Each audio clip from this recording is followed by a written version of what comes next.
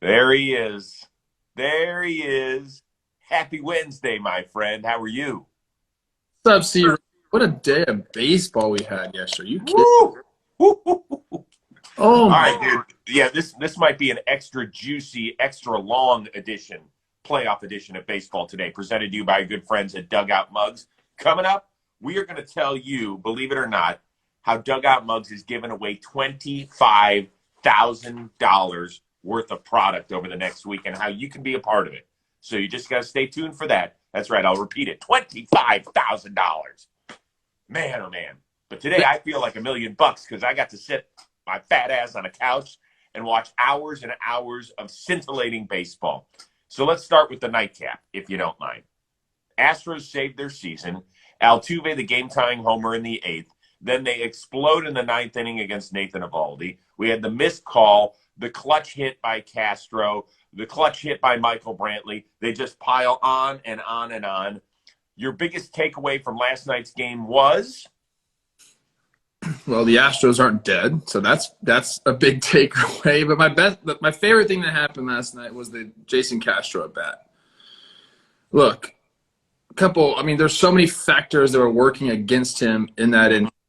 One, he's been sitting on the bench the entire game. Two, Nathan Eovaldi's out there blowing a hunch. We know what he's done. Like, he's been the Red Sox best pitcher.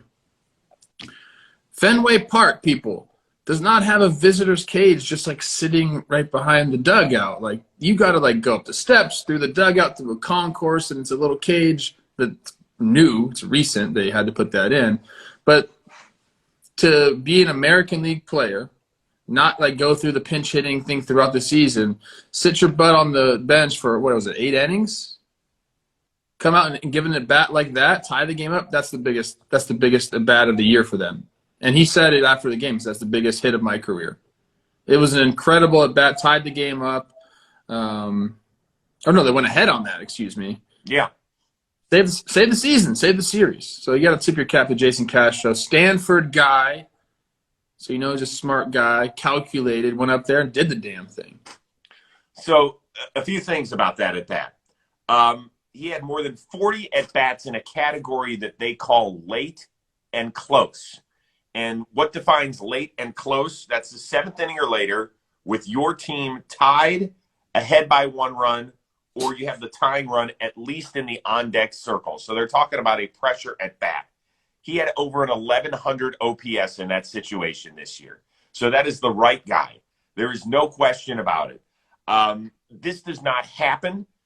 Well, first of all, we called for him to start yesterday. And when he wasn't in the starting lineup, we were like, I don't know how you felt, but I was like, what the hell's going on here?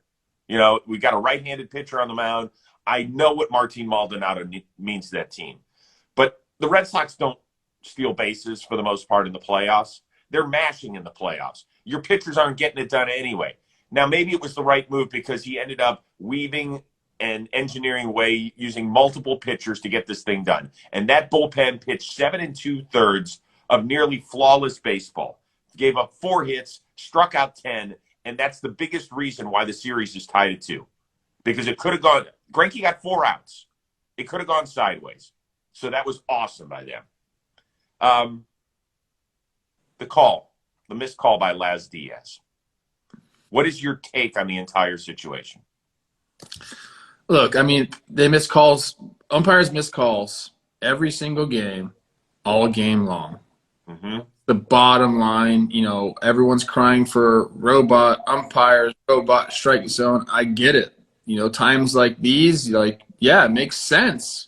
But I will say, the call, although, it did end up in the strike zone, I don't know how they even define this, but that call only gets called a strike. That ball only gets called a strike 23% of the time. So it wasn't as egregious as everyone's making it out to be. And like I said, there's just so many calls throughout the game. Until we have robot umpires, we kind of just got to chalk it up to baseball being baseball, the human element, all that stuff. It's tough. If you're on the wrong side of it, you hate it. If you're on the right side of it, you love it. Like I said, that one wasn't as – I know it was a big part of the game and he gets the hit right after, but 23% of the time that gets called a strike. Well, speaking of 23, according to the baseball scorecard, that's the number of missed calls Laz Diaz had. So he was about an 88% accuracy rate. League average is 94%. To me, the bigger issue isn't that he missed the call. It sucks that he missed the call. It does, and I'm not trying to downplay it at all. I've never understood the process of umpires getting playoffs. Okay, to me, it sounds like tenured professors that just get to keep teaching. And once again, this is why baseball, this is one of the many problems the game I love has issues. It's like they hide behind the curtain. They don't want to come out and say, well, actually, here's the reason why these guys are umping. I have no idea why they picked this crew. None. Were they the best this year? Is it just based on seniority? Is it we pick names out of a hat? I have no idea, and I'm a huge baseball fan. So go ahead and tell me how.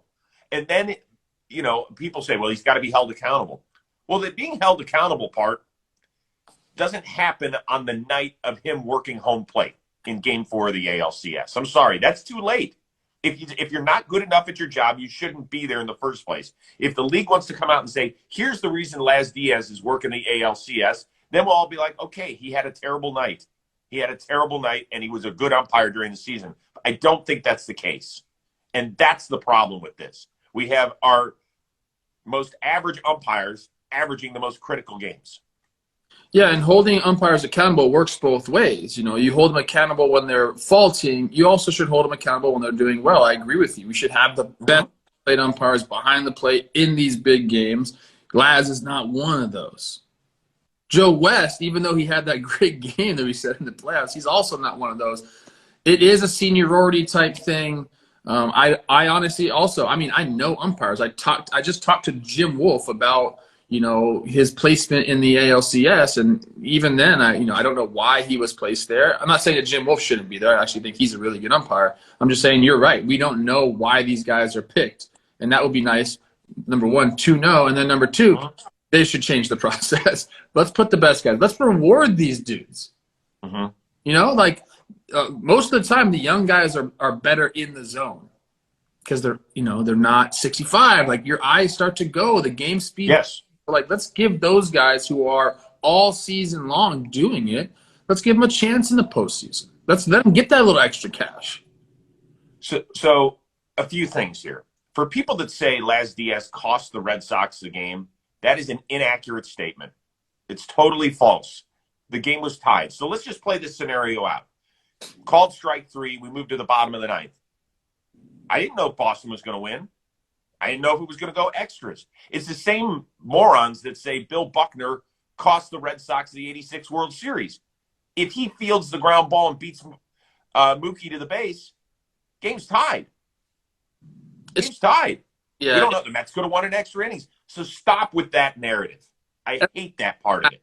Everyone, if you're on the wrong side, it just comes out. I understand. When you root for a football team or a basketball team and they miss something, you get so pissed. So I understand why people are mad, but yes, I do too.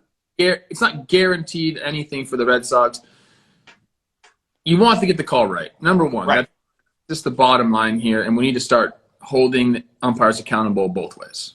But the proper phrasing is he cost us a chance to win the game. He didn't cost you the game.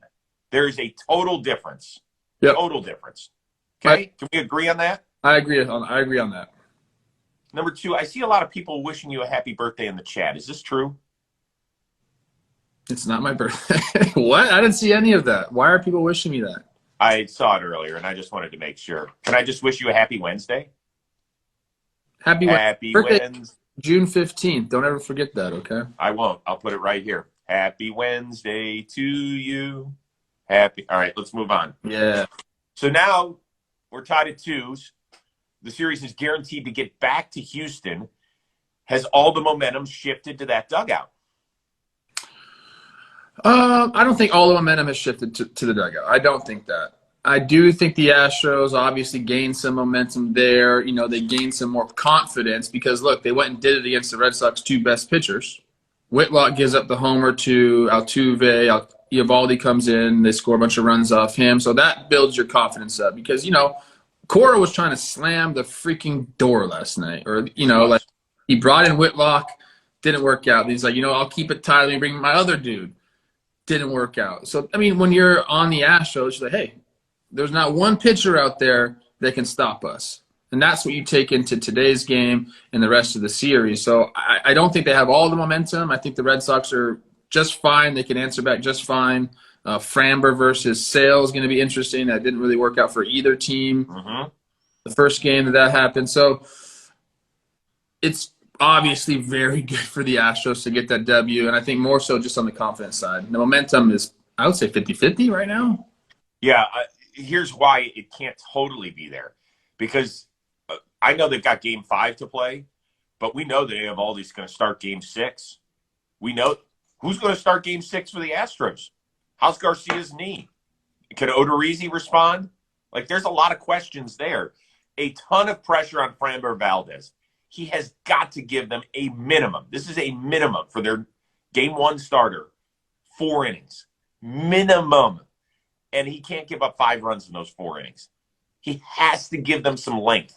I mean, and I'm embarrassed to say that that's length because of what this bullpen has gone through, what they had to – Graveman pitched 2 beautiful innings last night. Got it. I'm slipping my mind. The kid that came in and dominated for several innings last night. Javier. Yeah, Javier was fantastic. Saved the game for him. So, they're still screwed up pitching-wise. Not that the Red Sox are much better off, but at least they know who they can give the ball to in Game 6.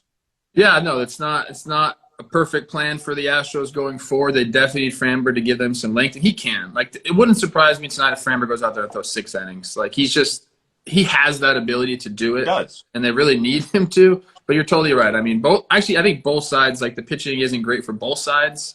But yes, they do have Eovaldi going Game 6, which is always nice. But we just saw the Astros get to them. The more times you see somebody, and I'll bring this up later in this discussion, but like just another time for them to see Eovaldi, I don't, I know Cora has been known to push all the right buttons, but I saw him again. You're going to see him again Game 6. That gives you an advantage. The more you see a pitcher as a hitter, start climbing. I know, and I get all that, but where should he have gone? I love the ballsy move. I told you this in 2018. They started only 5 different pitchers in their 14 playoff games, and all 5 of them also pitched out of the bullpen. And it was masterful what he did back then. He was trying the same thing, get a lockdown inning out of my best pitcher. We'll go walk it off in the 9th. It's masterful if it works. That's how it goes, right? It's masterful. I know. It's detrimental if it doesn't work. And we're kind of seeing it this year. And I don't know if it's coming off of 2020 into the full season in 2021, but a lot of these guys who have been used out of the pen and come back for their starts haven't been as sharp. We've just seen it. Mm-hmm. And it's true. The workload, and Smoltz was talking about it last night. He's like, if you're 15 to 20 pitches, that's not going to affect you're talking about Presley at this point. He said that's not going to affect your Christmas for the next day. But once you get to that 25 mark, it could. Eovaldi, I think, through 24 pitches. He'll have today and then an off day. So he should go. But still, my thinking is you see him and you see him and you see him and you see him. The hitters just get that little bit more of an advantage. Real quickly, give me 30 seconds on this. Chris Sale in the playoffs so far in 2 starts, 3 2/3, 6 earned, 9 hits allowed. Good Chris Sale, bad Chris Sale today. I think we're going to see an average Chris Sale. I think that he'll have some good spots, some bad spots. I'll give him 4 innings. I think the Red Sox would sign up for that, which is unbelievable. I think they'd sign up for it. Yep. Interesting. All right. So I told you earlier that Dugout Mugs is actually giving away $25,000 worth of product. Let me repeat that to everybody so you can all hear me. $25,000 worth of product. Every single order placed at dugoutmugs.com is going to include, that bad boy, a free knob shot. Okay, so how do we come up with $25,000? Because knob shots are usually $25, but if you buy anything else on their website, they're going to give one to you free. No additional charge. You're not paying the shipping and handling. It is 1,000% free. So you get to do this. You're like, God, that is the best free knob shot I have ever had in my life. Now, you hurry up. You can still use the code word JOMBOY at dugoutmugs.com, and it's going to be better than their Black Friday sale. You're going to get 35% off. Now, I know that Trev was not a math major, but 35% off. Let's say you spend $100. When you take 35% off, you're paying only $65.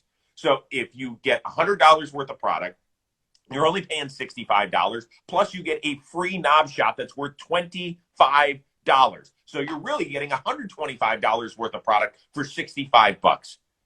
Are you following along with me? That was a lot of numbers, bro. Can I just tell you something? Yes. I said yesterday you can make out with a knob shot or a dugout mug if you want. I found a use for the knob shot. Want to see? It makes cool noises. Do that again. Give this to your kids. They'll be like, oh, my God. Oh, my God. You're welcome, dugout mugs. Oh, my God. All right, so hurry up and save. Knob shots, they make great stocking stuffers. Great stocking stuffers. The whole idea is go out and get this stuff now. Hurry up and order. That's why they want to give you the 35% off now. Like, if you want to do your holiday shopping right now, this is a great idea. You keep hearing about all these delays on inventory. Do your holiday shopping 2 months early. Let's go. Or if you're doing your Hanukkah shopping, do it about 6 weeks early. Let's get it out of the way. They're saying you got to get your holiday shopping done early this year. Okay, guys? Yes. Go get it. You don't want the bare shelves. You're walking through. There's nothing there. You're like, shit, I should have listened to Rosie and Plouffe and got a dang dugout mug. Yeah. So it's dugoutmugs.com. The keyword is JOMBOY. The keyword is JOMBOY. That'll get you 35% off your major orders. Plus, you're going to get a free knob shot. You don't have to pay the shipping and handling. It's worth $25. Makes a great stocking stuffer. Let's go do it. Woo! Feel good. Now let's get back to the task at hand. The Atlanta Braves still lead the best of 7 NLCS 2-1, but they were just a few outs away from taking the generic commanding 3-0 lead until Cody Bellinger swung at a pitch up around his eyes, launched a 3-run homer into right center field, and tied the game. Mookie then hit a go-ahead double in the 8th inning. Kenley slammed the door shut by striking out the side, and we are now at 2-1. Atlanta leads the series. But how shocked would you have been if I told you 3 weeks ago that Cody Bellinger would have hit the ball that saved the Dodgers season to this point? Honestly, I wouldn't have been that shocked. Okay, I'm shocked you say that. I know he struggled all year long. I get it. But we knew he made the adjustment. It's a very big adjustment. He went from having his hands way up here, which means you got to go all the way here, to just right here. And he can just go. He's quick to the ball. There's no way he gets to that pitch where his hands were starting earlier in the season. So he made the adjustment. And number two, I brought this up a bunch of times. Postseason starts. Also, luckily, he was even starting because there's some injuries, blah, blah, blah. But postseason starts. Your numbers don't matter in the regular season. It's a clean slate. And what that does for your confidence, it's crazy. You know, you could have whatever he hit, 120. What did he hit? This year he hit 165. 5? That is gone, dude. You don't see that on the Jumbotron anymore. It's a fresh start. He even said after the game last night, he's like, it's 2 different seasons for me. That is huge for you. When you're during the season, you're slumping. You could say, I can go 4 for 4 here, and my numbers are still going to be, I'm hitting 165 to 1, now I'm hitting 170.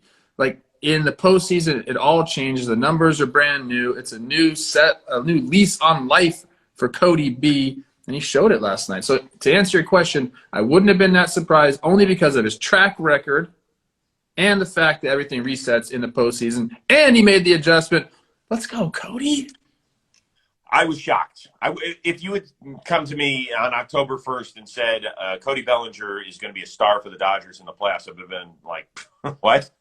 Like, not the guy I saw this year. Not the guy who swung like he was still injured with multiple injuries. I mean, his swings during the regular season were brutal.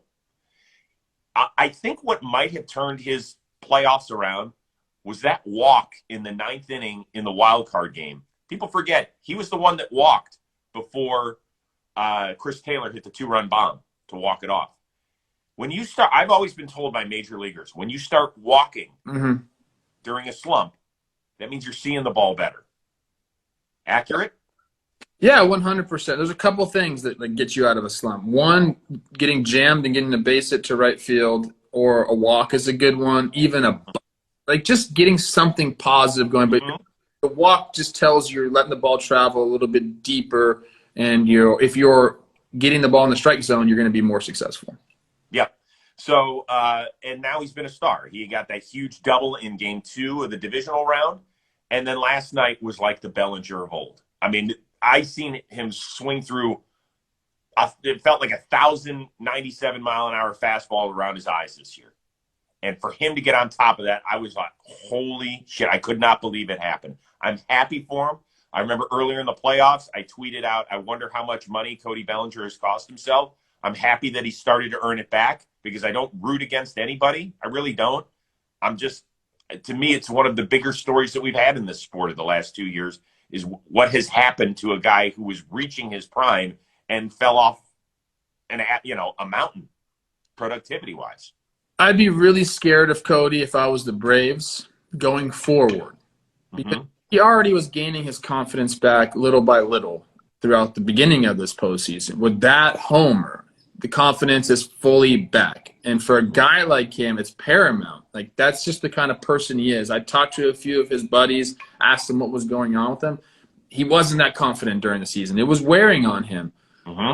Get the confidence back. We obviously know the type of player he can be. Look out, dude. Look out. I honestly, if I was the Braves, he's probably the person I'd be most careful with going forward. Other than Mookie. Well, obviously yeah, you're right. I forgot how the Dodgers lineup is. Mookie, Seager. I mean, all of them be careful. But there's other guys that have holes right now. In a big spot, look out for Belly. I'm with you. And by the way, I know it's a little thing. 2 things. First of all, if I'm Luke Jackson, I throw the same pitch against Bellinger today. I thought he executed well. I thought Bellinger was better. And sometimes that happens in the sport. Number 2, why would they have ever thrown a strike to Mookie Betts last night? I don't really know. Every time we bring up the Dodgers lineup, we start talking about who's in it. I'm like, holy crap, how do they ever lose a freaking game? But yes, Mookie he's something else. And yeah, you get in that situation. I think it was Chavez in, right? Yeah, it was. He's just kind of, I think that's the kind of pitcher he is. Like, he's not going to be careful with anybody. He's been around for a long time, probably 10 plus years, 12 years he's been in. Oh yeah, long time. His wife is a longshoreman. I didn't know that. Yeah. I know. Yeah. Didn't know that about him. Yeah, that's badass, man. Wife that's a tough gig. And she's done it. I think she still does it. I think they've had a couple of kids and she still does that for a living, if I'm not mistaken. Pretty sure that's what happens. Okay. All right, anyway, let's move on. Brian Snitker was asked about the loss and if it was devastating after the game, and he said, but I think the guys have a lot of confidence in themselves, and they'll get a good night's sleep, have a nice dinner, and be ready to go tomorrow. And there will be no residual effects. After this game here, like there never has been with this group. I don't feel. Do you think there will be any carryover to game 4 to game 4? Well, I mean, I hope not, but what's he supposed to say? Like, even if there was a little bit of obviously, that's a deflating freaking loss right there. So it's gonna carry over a little bit. And if you're Snitker, you're not gonna say that. Let me stop you. Is there such thing for players as a carry? I know you didn't play in the playoffs, so in 162 you kind of wash it away. But have you ever felt like a really bad loss from a night before where you thought you had it wrapped up and you end up losing it, and then you come back the next day and it isn't quite out of your system? Of course, especially against a team like the Dodgers where you had them to the ropes. You had them on the ropes last year. And then you're seeing a similar thing happen this year. That's going to be in your mind. But you're going to show up today and you're not going to remember the game whatsoever from yesterday. So it'll haunt you for a little bit during the night. You show up today. Once the game starts, dude, it's all about today. And these guys are professionals. They understand how to put things behind them. That's the one thing you have to learn if you want to be a successful baseball player, is just how to shut yesterday up, good or bad. So I don't think it'll carry over into today's game. It probably did in their minds a little bit last night, but like I said, today is a new day for them. Yeah, okay. Well, it's definitely a fan thing. I mean, if you're a Oh, fan of the Atlanta Braves today, you're sitting here, you know, in part because you still have PTSD from last year's NLCS. That's a lot of initials, but you understand what I'm getting at. yeah. Last year, they actually lost game 3 15-3, which, whatever. It's a loss. You get blown out. They had no chance of winning that game pretty much from the onset. And they moved on, and they ended up winning the next day 10-2. And I'm talking about Atlanta taking a 3-1 lead. It's critical today, right? We don't know exactly which direction the Braves are going yet. They could go Yanoa. They could go straight bullpen game. They still feel good about their situation, but they're running those guys out there every day. The Dodgers aren't the only bullpen where they're being overused. It's happened with Atlanta now. And we'll see. We talked earlier about starters that have to come into the games in the middle of series out of the bullpen like Nathan Eovaldi did last night. We'll see how that wears on him in game 6. We'll get a good look at Julio Urias today. You know, he pitched that dreadful inning in game 2. So there's a lot of question marks going into game 4. Yeah, a lot of question marks. Thanks for bringing up the fact that I never played in the playoffs. I always love when you do that. No. Hey, that's not to be mean. I need to, because people will say, well, hold on. How's Plouffe supposed to answer this question? You didn't play in the playoffs. So I'm doing my due diligence as a host. Oh. Well, people know I would have been a postseason hero if I played in the playoffs. Absolutely. There's no question. No question. You want to get Ash in here? Can we? Let me see here. Ash, request us. Let's go. You want in? You want in, Ash? I need to hear him talk about the Braves because that was tough. Yeah. I got about a minute for Ashland because we got to get going. Got some stuff. Let's go, Ash. Where are you? What else we got? Give me the other question, man. All right. Well, the last one, there was a great shot of here, hold on. I think she's in the – here she is. All right, we're bringing her in. Yeah, we call it Ash Wednesday, as somebody just said in the chat. I like that, Ash Wednesday. All right, let's see. Come on, Ash. She's running right now. She is. You sent a request. I'm trying. There she is.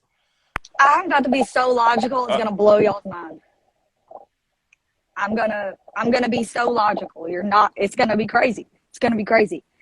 Because last night I was pissed. I was fucking pissed because we shouldn't have lost that game. No reason we should have lost that game. Should have put it away. We had 18 base runners and we scored 5 runs. That's fucking pathetic. That shit can't happen. Period. But it did.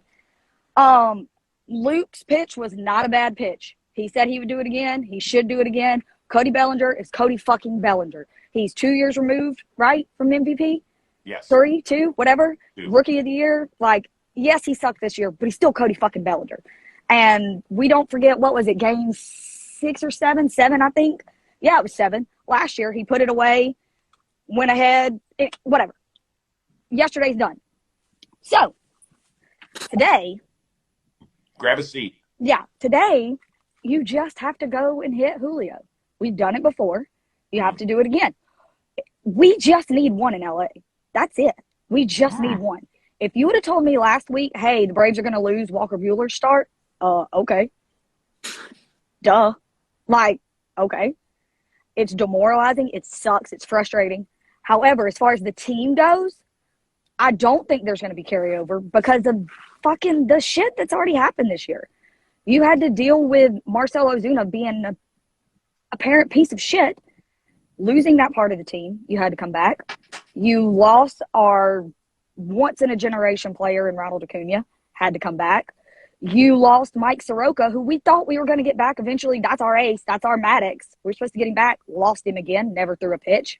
We had to wake up for like 3.5 weeks. Win-loss, win-loss, win-loss, win-loss every fucking day. Like, all teams go through shit. All teams go through shit. But this team's going through some shit and got here, and it's just fucking time to win. It's fine. It's fine. Just need one. Speak your piece, Ashland, from Mansplain Baseball Elsewhere. Go check her out on the podcast. Take a deep breath. Yeah, Plouffe? Yeah. Also, from Hey Y'all. Yeah. Subscribe to the channel. Yeah. Hey, y'all. All right. Love you, Love you guys. Ash, enjoy the game tonight. Okay, yes. Take a deep breath. It'll be all will be well. Yes, Waffle House Katy Perry's doing just fine. Don't worry. Okay, Waffle House Katy Perry. Y'all have a good We love you. Bye. I love y'all. Bye. There she is. She tells it like it is, man. I do want to say, as a Dodger fan, I mean, if you're a Dodger fan, it could be 3-0. Braves walked it off twice. Totally. Absolutely. Like, this is a close series. So, Yes. coin flip for me right now. I'm with you. All right, so the last question was, before Belly's heroics, there was a shot that showed a bunch of cars, like a streamline of cars, leaving Dodger Stadium in the 8th inning at about 4:40 in the afternoon local time. Do you say, yeah, I get it, or shame on you? I'll give you the rundown of what you can do at Dodger Stadium, okay? During the regular season, you either show up early or you show up a little late, and you can either leave early or stay late. That's during the regular season, okay? Like, I understand if you got to get out of there, the traffic is miserable. That's the regular season. You come to a playoff game. You sit through 9. I don't know, however long it takes you to get into the stadium, whatever. Once you're there, you sit through 9. And then all you have to do is hang out. Just stay an extra 30 minutes in your seats, enjoy watching them clean up the field or whatever, and then you can go. Stop. In a playoff situation, what are you going to go? 4:40 p.m., you said, Chris. You're going to go get on the freeway at that point? Good luck. What were you thinking? You're going to get out of a parking lot to go sit on another parking lot, which is the 5 freeway, at 5 o'clock. So, stay. So I'm sure there were a ton of fans that probably pulled the LA downtown double dip, going right from Dodger Stadium to Staples Center to go check out the new look Lakers against the Warriors, but that game didn't start until after 7 o'clock. So if you're leaving at 4:40 and you're doing that, it's probably because you wanted to get some sort of bite at a posh restaurant. That's my guess. And if so, shame on you. Well, shame on you entirely, but it's not. This is the LA fans' DNA. It really is. Go look at the clips of. No, listen to me, young man. You were a baby when this happened. The '88 World Series. How old were you? 3? 2 years old. Okay. '88 World Series.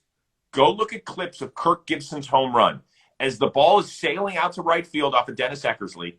Take a look at the number of brake lights that are shining bright. What do you think that is? That's all the people that left Dodger Stadium in a 1-run game. That's all the people that left Dodger Stadium, and they'll claim to have been there for one of the great moments in World Series history, but instead they were getting their asses on the freeway. So don't tell me that this is a once-in-a-generation. No, this has happened. Yes? Go ahead. It also happens in other stadiums, too. It's not just only pile on Dodger fans. And I will say this. I don't really blame the fans. I blame whoever's in charge of Dodger Stadium's parking. Yes. Let's figure this shit out, because look, nobody wants to sit in their car for an hour after the game. So people are stressed about that. If you have young kids, you're like, how can I sit in my car for an hour after the game without my kids' heads exploding? So I understand why some people will leave. They need to figure out the situation there. I understand there's only so many exits from the parking lot, but there's some smart people in this world. It would do you well, serve you well, to figure that out. Yeah, it is horrible. I will say this. I get it. I've lived in LA for 22 years, and the traffic patterns make no sense in this town. Go to Atlanta. Traffic is worse in Atlanta than it is in LA. Yeah, it is, but I have a problem with that fan base, too. I do. I've lived there, too. I lived there for 3 years, Do they too. also? Do they what? Do they leave early? Yeah, they just don't. They also just don't pack a 40,000-seat stadium either in the playoffs. 50,000 yesterday. Yeah, they had 50,000 yesterday in L.A. Yeah. There were some empty seats, though. Okay. I get it. 2 o'clock start. I'll be curious to see what happens tonight. So. Hey, I'll say this, though. There was a shot of Belly, the home run, and I wasn't going all the way up to the tops of the stadium. It was just the crowd in the front. People were going nuts. I know, and they should. It was an amazing moment, and you want to say you had been there. Yeah. You want to be the person who said, "Yeah, I left in the bottom of the 7th inning to go walk to my car at 4:40." Are we going to the game tonight? I don't think so. Tomorrow? Definitely not. Yeah. The Browns are playing Thursday night, bro. I got to have 2 TVs working. Okay. Thank you. Appreciate you understanding. No? What? Don't forget about dugoutmugs.com, keyword JOMBOY. You can get 35% off of your offer and get yourself a free, don't have to pay for shipping and handling in the knob shop. Go do it today. All right? Thank you. All right, dude. This was a fun one today. 36 minutes we went today. Oh, I can do more. Could you? In fact, I'm going to go do it right now. I'm talking baseball. Go check that out. Oh, okay. Once again, Rose rotation with my man Miguel Rojas. And then I got to prep for my Rose rotation with Chris Bassett of the Oakland A's tomorrow. Got a lot to cover with him. A lot to cover. Teammate of mine. Make sure you say I say hello. Yeah. Ohio guy, by the way. Ooh. Yeah. Okay. You're surrounded by him. I didn't know he was just a little trashy. I didn't know that, so that's good. Good to know. I like that.